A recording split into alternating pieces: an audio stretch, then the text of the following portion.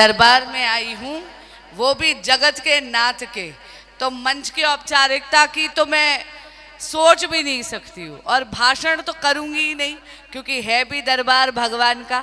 हाँ, आपके बीच में आकर आपसे संवाद जरूर करने की चाहूँगी कि आप अनुमति दें।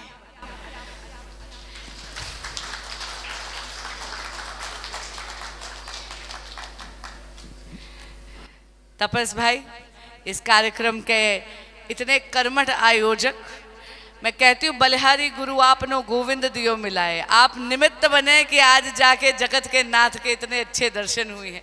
तो पहले तो आपका बहुत बहुत आभार और अभिनंदन।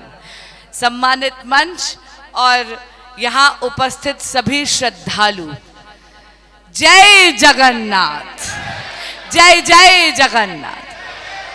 कहते कलयुग में अगर कोई तार सकता है तो कलियुग के, कलिकाल के सभी दुखों का निवारण जगन्नाथपुरी में स्थित भगवान जगन्नाथ के द्वारे है। मैं तो धन्य हो जाती हूँ कि उस पुण्य का एक अंश यहाँ हमें नई दिल्ली में भी देखने को मिलता है। इस मंदिर से मेरा एक बहुत ही ज़बरदस्त इमोशनल कनेक्ट है।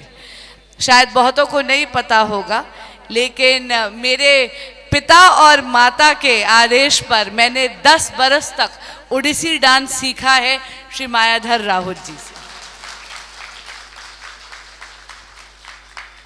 इसीलिए मैं कहूँगी भगवान बलभद्र, देवी सुभद्रा और भगवान जगन्नाथ, इनकी एक अमिट छाप मेरे व्यक्तित्व में भी रही है, मेरे जीवन में भी रही है। और शायद बहुतों को नहीं पता है कि मैं भगवान कृष्ण को बड़े भाई के भाव में भजती हूँ। इसीलिए जब उनको सुभद्रा के साथ देखती हूँ तो मुझे एक अटूट सुकून मिलता है कि एक मंदिर ऐसा भी है जहाँ ईश्वर अपने भाई और छोटी बहन के साथ विराजते हैं।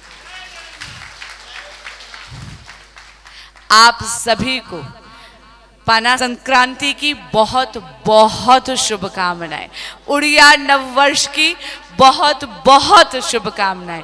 ईश्वर करे कि जो मिठास आज के महाप्रसाद में हो वो ईश्वर आपके जीवन में सुख, समृद्धि और आरोग्यता प्रदान कर कर घोल दे।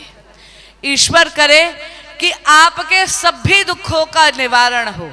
और हाँ, कहते हैं कि जब आप दरबार में आते हो तो आप कुछ भी मांगो। जगन्नाथ के बारे में कहते हैं कि आप कुछ भी मांगो सब देता है, लेकिन जो बिन मांगे देता हो उसके हाथों में मैं क्या मांगू। लेकिन उनसे तो कुछ नहीं मांग रही, हाँ उनके श्रद्धालुओं से जरूर आशीर्वाद मांग रही हूँ। और ये आशीर्वाद मैं जगन्नाथ भगवान के उस भक्त के लिए मांग रही हूँ, अपने लिए नहीं मांग रही, बल्कि अपने भगवान जगन्नाथ के उस भक्त के लिए मांग रही हूँ जिनका नाम है नरेंद्र मोदी, जिन्होंने एक दशक में इस देश का कायाकल्प कर दिया है, जिन्होंने 25 करोड़ लोगों को गरीबी की रेखा से उभारा है, जिन्होंने भारत को स्टार्टअप वर्ल्ड में 3rd लार्जेस्ट इकोनॉमी बनाकर रख दिया है, जिन्होंने भारत की इकोनॉमी को 11th largest in the world में केवल एक दशक से 5th largest economy in the world बनाकर रख दिया है, जिन्होंने ये तय कर लिया है कि अपने तीसरे कार्यकाल में वो भारत की इकोनॉमी को 3rd largest economy in the world बना के रहेंगे।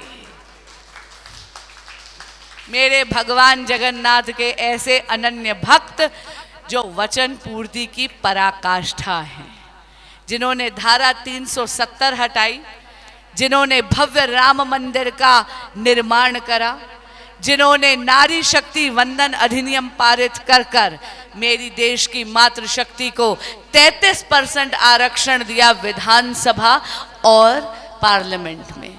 ये सारी की सारी बातें राजनीतिक नहीं हैं, ये तथ्य है। मैं आपको कह रही हूँ भगवान जगन्नाथ के अनन्य भक्त नरेंद्र मोदी वचन पूर्ति की पराकाष्ठा है। जो कहा सो किया। आपका आशीर्वाद ये सुनिश्चित करेगा कि भारत एक विकसित भारत बने, भारत एक सशक्त भारत बने, क्योंकि उन पर जो भगवान जगन्नाथ की कृपा है उससे भारत में आत्मगौरव है, आत्मविश्वास है, आत्मनिर्भरता है और भारत में विकास अग्रसर है। तो इसीलिए करबद्ध प्रार्थना कर कर भगवान से कुछ नहीं मांग रही, हाँ श्रद्धालुओं से आशीर्वाद जरूर मांग रही हूं। और कहते हैं मंदिर में आई हूं, दरबार में आई हूं तो वचन देती हूं और इस वचन का कुछ मूल्य होगा, क्योंकि प्रभु के दरबार में आकर आपसे वचन देती हूं, आपके आशीर्वाद को कभी शर्मिंदा नहीं होने दूंगी।